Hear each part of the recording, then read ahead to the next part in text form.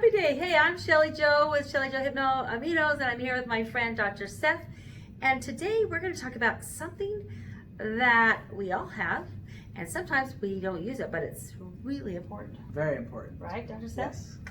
Yes. Do you want to should we give him an idea what we're going to talk about? It means the wanderer, if I know what that means. Ooh, I've never heard of it called that before. Kind of the name of a city as well. Ooh, yeah, you're right. Uh-huh. What's happens in Yep. Vegas, stays in Vegas, right? Yep. And that's kind of what we're talking about is the vagus nerve, the biggest one, the one that's the most important one in your central nervous system. Yeah.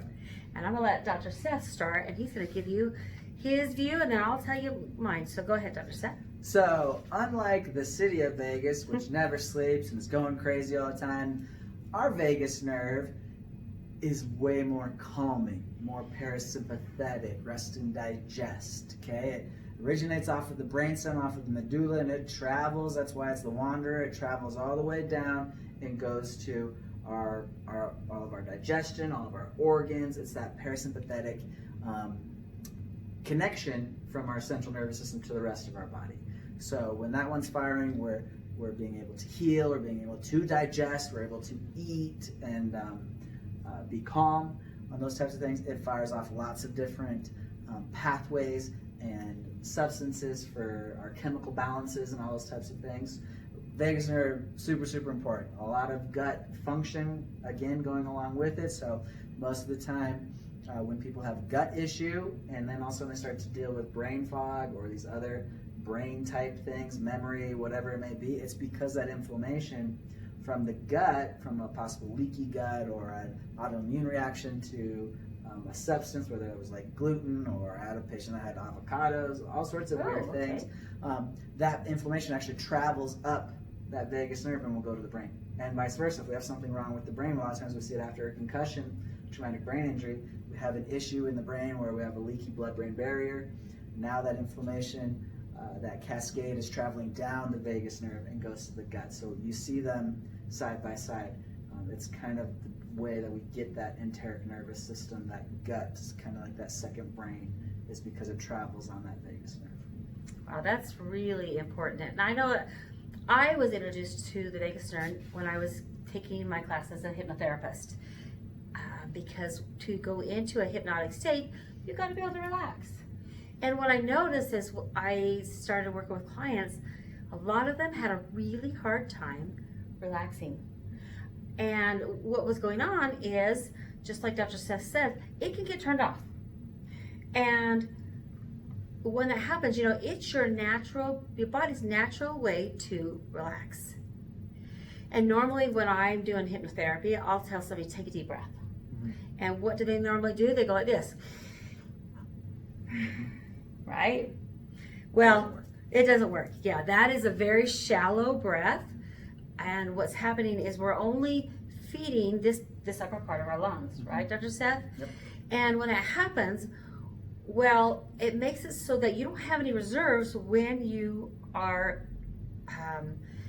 anxious or aware. And I don't know if you understand what this looks like, but when you breathe this way, it makes it, and you start to have anxiety, then what happens is it makes it worse, right? And it's making it worse because you're not able to release the oxygen because of the carbon monoxide. Am I right? Yeah, carbon dioxide. Carbon dioxide. Oh, and carbon on dioxide. top of it, you just don't get enough oxygen. And there's a couple things that every cell and every neuron need. It's oxygen, it's activation, so being able to use it, and then it's also glucose, or an energy source. So if we cut down one of those three things, we're already at 66% of the availability capacity to be able to function. So that's why the breathing part is super important. It's really important, Yeah. isn't it? I know I have somebody who is a nurse who works in the ER, and he made this physiological, what happens physiologically, and Dr. said you could probably hone in on this also, but physiologically what's happening when you are breathing up here and you go into that anxiety and you're not able to release the carbon dioxide, right? Then what happens is it causes your lungs to constrict, which causes your chest to constrict, which causes your extremities to constrict. Physiologically, what's happening is some people end up going to the hospital feeling like they're having a heart attack, and what they're really having is a panic attack, right?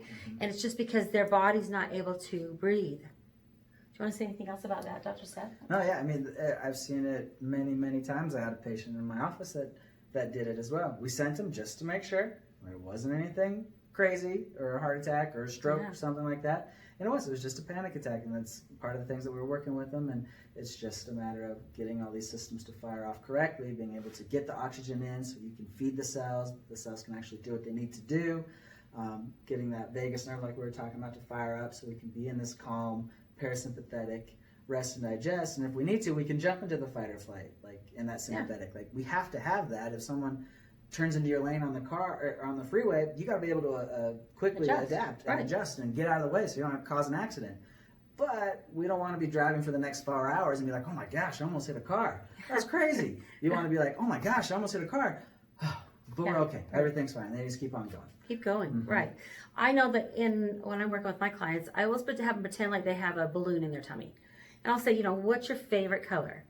And I'll have them visualize that they have this balloon down here. And then what they're doing is as they inhale, they're filling that balloon up. And then as they exhale, they suck it out, right? Now, there's only 2 times that I've found that there's a problem. First of all, I did have a lady who was afraid of balloons. Now, that doesn't work in hypnotherapy when they are afraid of balloons. So I always ask them, are you afraid of balloons? Now, I've only had one. And the other thing is women like to feel like they have to suck their stomach in, right? So they're always living like this, and that's why they breathe up here, because to get that vagus nerve to engage, you gotta exhale, right? And inhale, right? Now, I know that, Dr. Sith, when you and I started talking, you went a little bit more into detail about the vagus nerve. I always knew that it was your body's natural way to relax. And that is what I use in hypnosis, is by getting that body to relax, it makes it to go in a hypnotic state a lot easier. But you did talk a little bit more about the rest and digest. And you kind of went into a little detail on what happens, it gets turned off, and how do you turn it back on? So the same way, like, the example I usually give is like if you injured a knee or a shoulder, elbow type of a thing, and you had to do rehab to strengthen it back up again, we have to do the same thing with the different pathways in the brain, the different lobes and things like that. So with the vagus nerve specifically, we do a lot of the deep breathing. I do breathing exercises with patients. I have them breathe in and then out through a straw, again trying to increase that resistance, so they have to try to really force the air out through that diaphragm again on the inward breath. And then I use a lot of gargling with water, because those muscles that we use in the neck to allow us to gargle are all innervated, meaning the nerve that goes to them is the vagus nerve. So the same way of like, hey, I'm trying to get my bicep strong, I got to use it to strengthen it up. It's the same type of thing that we use in the brain. As we use some gargling, we use the breathing, we use these other types of techniques to try to stimulate that vagus nerve to get it to turn back on again. To turn it back on, and that's pretty important, isn't it? So important. It is important. And I know that we talked about, I work with clients who are wanting to lose weight. And I can work with hypnosis, and I can work with amino acids, and I can help work with nutrition. But the thing I did not realize is when it comes to releasing weight, why is this such an important part?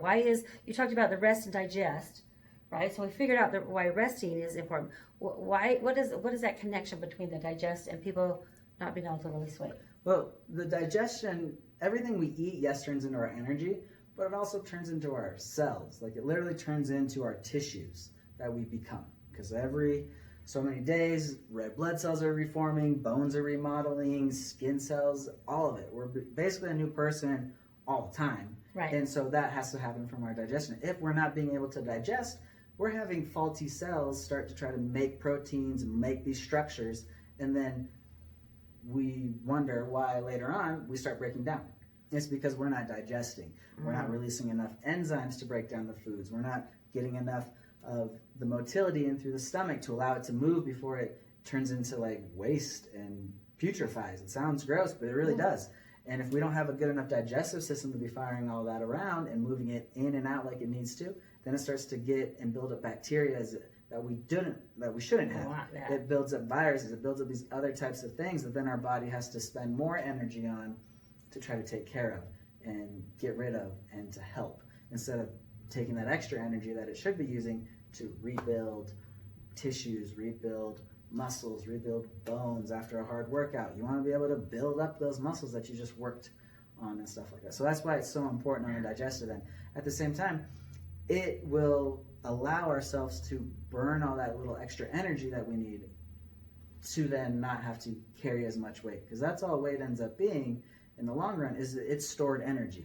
And if our body's always afraid that something's coming around the corner and we have to run for it, we better have enough energy stored up to keep going.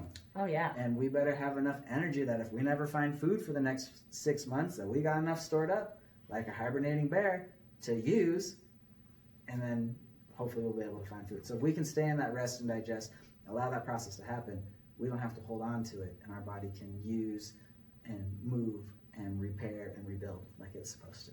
I like that. Now, breathing is normally a normal thing that we do, right? But if you're somebody who has spent most of your time breathing up here, it's kind of different. When you start breathing down here, it almost feels like you can't get enough air. Mm-hmm. So it's going to take some time. Practice, right? It's kind of like any other muscle, like your arms or exercise or anything like that. Learning how to breathe correctly also is very important. So as you do that, you have to be really conscious of how you're breathing and what you're doing, because just like you said, you've become so accustomed to breathing one way, which is up here, that to start breathing down here takes some training, right? Definitely. Yeah, but it's doable, and the more you do it, just like any other thing, the easier it gets, right? Practice makes perfect. Practice makes perfect. Or practice makes permanent. There you go. Practice makes permanent. I like that better, because that's really true, right? If you practice something The wrong way. wrong way, then You'll it be just makes it permanent. wrong. Permanently wrong. All right. So anyway, take this into consideration. Get that vagus nerve going again, and you're gonna feel a lot different. You'll have more energy because you have that more energy down here, breathing. All right, guys. Again, Shelly Joe with Shelly Joe Hypnominos, and Dr. Seth with Activate Brain Clinic and Chiropractic. excellent. Follow us. You know what? We've got our own YouTube channel called the Brain Chiro Meets the Hypnominos Lady. Go to there, subscribe, share it. Let us share what we know. And in the meantime, guys, keep smiling. Love you. Bye.